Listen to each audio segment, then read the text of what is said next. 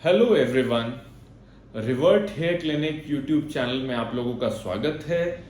मैं डॉक्टर अमित सिंह हूं। मैं एक हेयर ट्रांसप्लांट सर्जन हूं और पिछले 8-9 साल से हेयर ट्रांसप्लांट और बाकी हेयर लॉस ट्रीटमेंट करता हूं।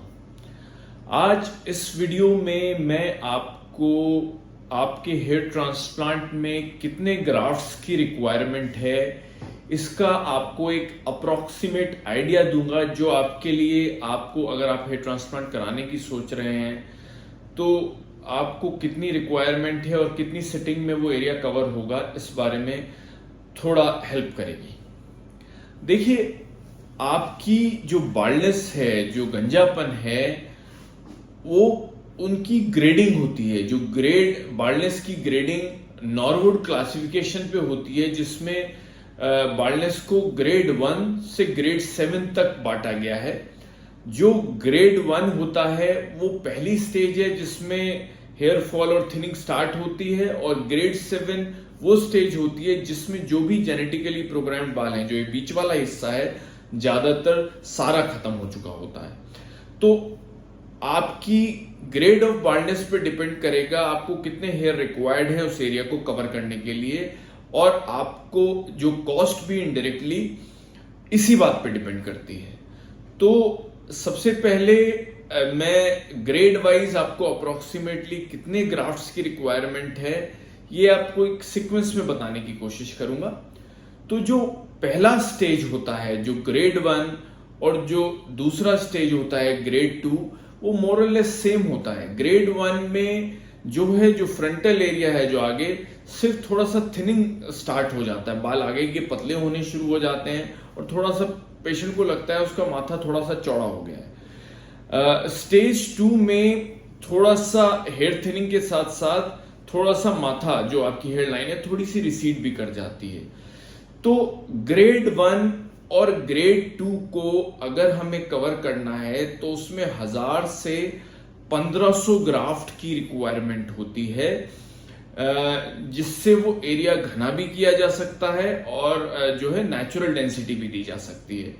क्योंकि हमें जो फ्रंटल, जो सामने वाला हिस्सा है, इसको नेचुरल डेंसिटी के आसपास लाना पड़ता है, जो कि 1000 से 1500 ग्राफ्ट में कवर हो जाता है।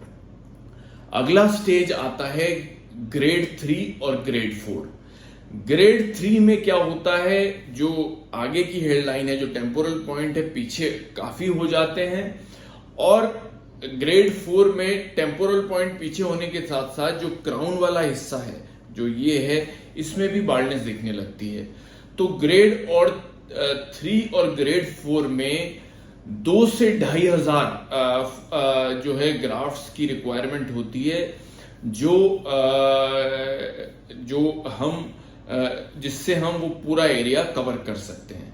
जो ये 2 से 2500 जो ग्राफ्स होते हैं, ये इक्विवेलेंट होते हैं 6 से 7000 बालों से, जो इक्विवेलेंट होते हैं वो 6 से 7000 बाल होते हैं, जिसको 1 या 2 सेशन में, 2 दिन के सेशन में कवर किया जाता है। जो आपका जो डोनर एरिया है, जो ये पीछे वाला डोनर एरिया है, ये ज्यादातर इतने ग्राफ्ट्स स्कैल्प के एरिया से ही निकल जाते हैं। तो अगर आपको ग्रेड 3 या ग्रेड 4 लेवल की बाल्डनेस है तो वो 2 से 2500 ग्राफ्ट्स में कवर होगा।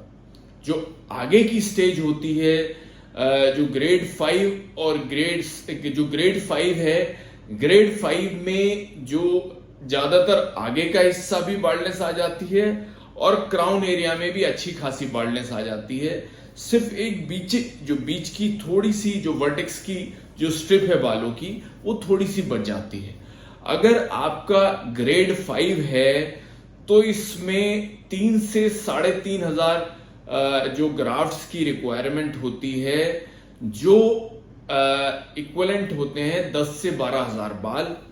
तो आपको अगर ग्रेड 5 बाल्डनेस है तो 3 से 3500 ग्राफ्ट्स की रिक्वायरमेंट है।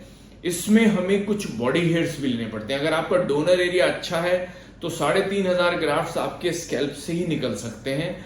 अगर डोनर एरिया बहुत अच्छा नहीं है तो कुछ बॉडी हेयर भी लेने पड़ते हैं।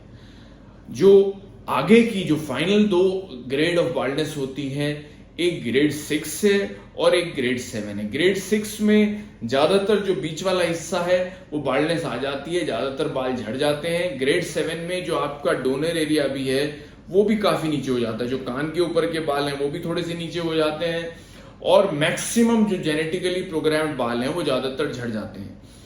अगर ग्रेड 6 और ग्रेड 7 है तो 4000 से 5500 ग्राफ्ट्स की रिक्वायरमेंट होती है इस एरिया को कवर करने के लिए, जिसमें हमें स्कैल्प के जो है रूट्स यूज करने पड़ते हैं और बॉडी हेयर भी यूज करने पड़ते हैं।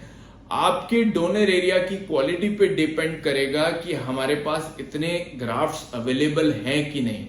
लेकिन अगर डोनर एरिया बहुत अच्छा है तो काफी एरिया कवर किया जा सकता है। अगर आपका डोनर एरिया पुअर ग्रेड में आता है तब भी आप आराम से हेयर ट्रांसप्लांट करा सकते हैं।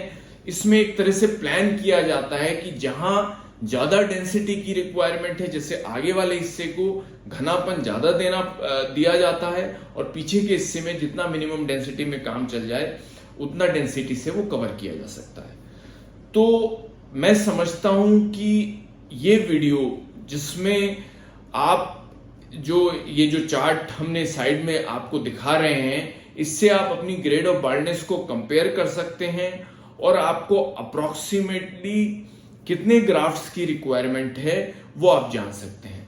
एग्जैक्टली आप अगर ये जानना चाहते हैं कि आपका डोनर एरिया कैसा है, कितने ग्राफ्ट्स निकल सकते हैं, तो आप हमारी क्लिनिक पे विजिट करें, अपनी एक बालों की जांच कराएं। हम माइक्रोस्कोप से मैं ही पर्सनली आपकी जांच करूंगा, उसमें कितनी आपको रिक्वायरमेंट है, क्योंकि हर आदमी का जो है शेप, फेस की, स्कैल्प की शेप सब अलग है, क्वालिटी ऑफ हेयर भी अलग होता है, तो सबकी एक इंडिविजुअल प्लानिंग होती है। तो वो प्लानिंग आप हमारी क्लिनिक पे विजिट करके हमसे डिस्कस कर सकते हैं और जो बेस्ट आपकी हेयर कंडीशन के हिसाब से किया जा सकता है वो आप हमसे डिस्कस कर सकते हैं।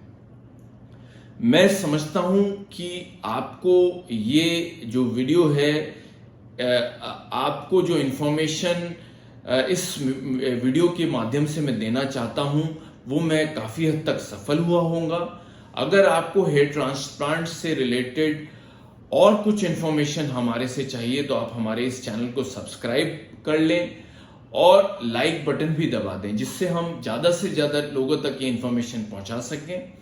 आपको कोई स्पेसिफिक क्वेश्चन हमसे अगर पूछना है तो आप हमारे व्हाट्सएप पे हमें मैसेज भी भेज सकते हैं या आप हमारी वेबसाइट पे भी विजिट कर सकते हैं। This is doctor Amit Singh signing off.